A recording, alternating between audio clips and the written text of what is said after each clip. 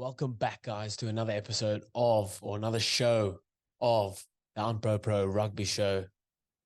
I'm your host, Dane Sherritt, and we're going to be looking at I'm going to say it again, the last week or the last pool stages, the last week of the pool stages of the Rugby World Cup.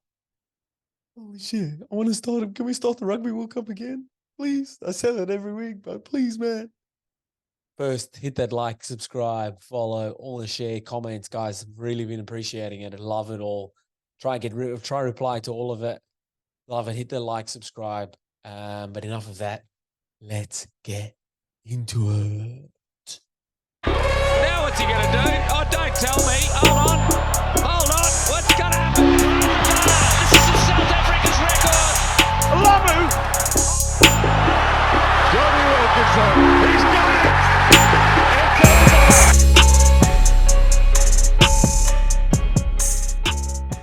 Yeah, last week or last pool stages, last pool games of the Rugby World Cup kicked off with All Blacks versus Uruguay, 73-0.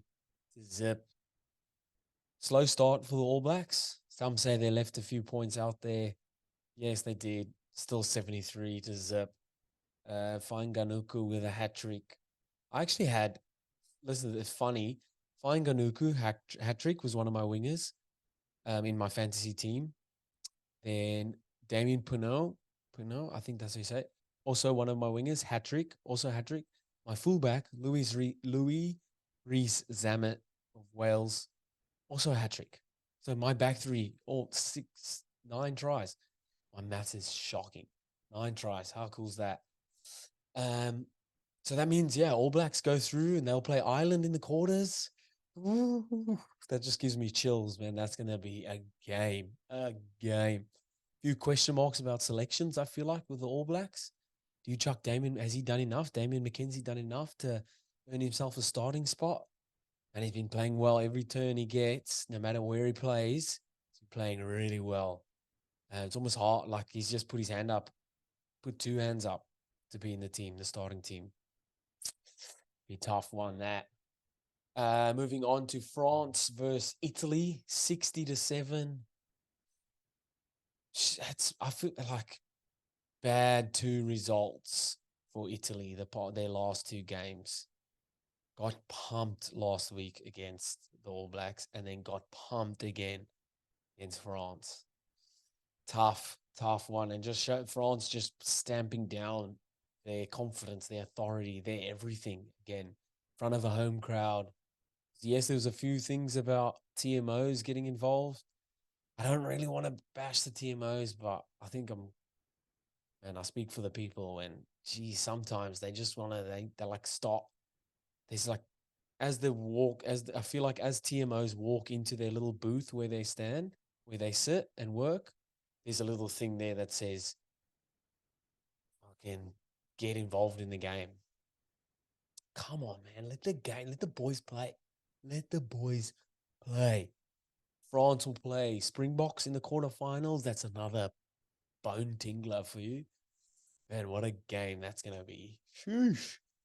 Moving on to Wales versus Georgia, 43-19. Georgia stuck it to them. Wales made tough work of that. The Georgians really gave them stick. Sad news for Welsh 8th-man, Folletel. Broken arm, that's massive news. I mean, him along with Jack Morgan is their units in that loose trio. So important for that Welsh side. And I'm sure, like, does Jack Morgan have a brother? Chuck him in there. And if Jack Morgan is that good, surely anyone who has his blood will be half as decent. Just chuck him in there, can do a job for him. England versus Samoa, 18-17. I said it in the Ireland-Scotland review. If Scotland were in this group, they would have got through. England have got through by their nuts. Like that. Ooh, there was a TMO decision and I always thought the rule was if a try's been scored, there's an and R about it. But if the conversion has been taken, you can't cancel the try then. And the TMO called it back after conversion has been taken. So the little, the guys went up for the ball. There's a bit of a knock on. Was there, wasn't there? There was that many hands involved. Come on, man. Again, just another gray area that no one really knows what the exact rules are. Yes, it can be written down, but are people applying it like that? It doesn't seem like it, man. It seems it's changing every time. And a little few records there in that game. Owen Farrell becomes England's out-and-out top point scorer. He also become the first player to be out-timed in a kick. So the timer went off and he couldn't kick his penalty. Just loves the record books. Owen Faz does. Ireland versus Scotland, 36-14. I did my review, guys. Go check it out. Ireland just dominant, man. If they don't win, honestly, yes, I'm Bocco going back to back regardless. If Ireland don't lose in the final, it's been a bad year for them. Bad World Cup for them. Japan, Argentina, 27-39. Did we see the try of the tournament in that game? I think that'll be it. Fakatava's try. The big fella on the wing, getting the ball. I think he got a goosey at the start, ball in one hand, hugging the touchline, chip kick. The ball went out, was out in the air, come back in, bounced, collects it again, runs the length to score. Not the length of the field, but runs to score try. Great try for the big fella. When forwards do stuff like that, that's a back in a forward's body. Just showing what they're worth, man. How good. Unlucky for Japan there, because that was whoever won that went through. So Argentina won that. Carreras with a hat trick. He's a little nugget, that fella. Whoever's not sure who he plays for club-wise, but weapon, fast, strong. He's won his third try where they really needed it. That was for them to go ahead. It was a little step inside and handed straight, or someone just handed them off the big, don't argue, straight in the chest and went under the posts. Tonga and then second last game, Tonga versus Romania, 45-24. Imagine George Moala could have played the rest, the whole World Cup. Such a damaging ball runner. Runs with the confidence of, I know I'm going to bust 2 or 3 tackles here. Just how they do it with the arm. So they didn't do the fist. They the handoff, the arm just down the bottom, the Fijian handoff. And the Toko was doing it. Man, so strong. So that, just like I said, that confidence of knowing you're going to bust tackles. That's what it looks like when he's running. I got some stats on it, actually. 12 carries, 160 meters, 12 busts, defenders beaten, 3 line breaks and a try to the big George Moala. Now imagine he played the whole tournament, because this was his first game for Tonga in the World Cup because of what happened before the World Cup in a preseason or pre-friendly. Unlucky there, but good result there for Tonga. And then last game, upset of the World Cup maybe? Fiji versus Portugal, 23-24. Portugal, almost get up.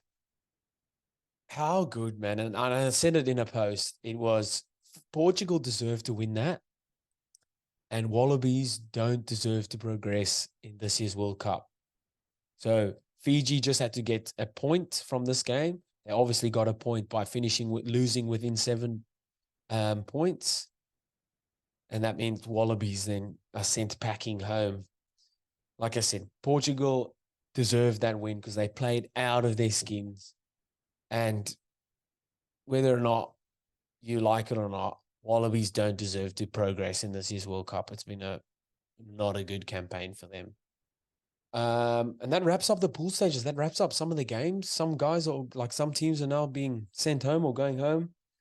Again, I just feel like I want to see more rugby from these guys. We don't see them. Some of these guys will only play 2 or 3 tests now until the next World Cup. We want to see more of these tier 2 nations. I say that with quote marks. World Rugby, get them more games.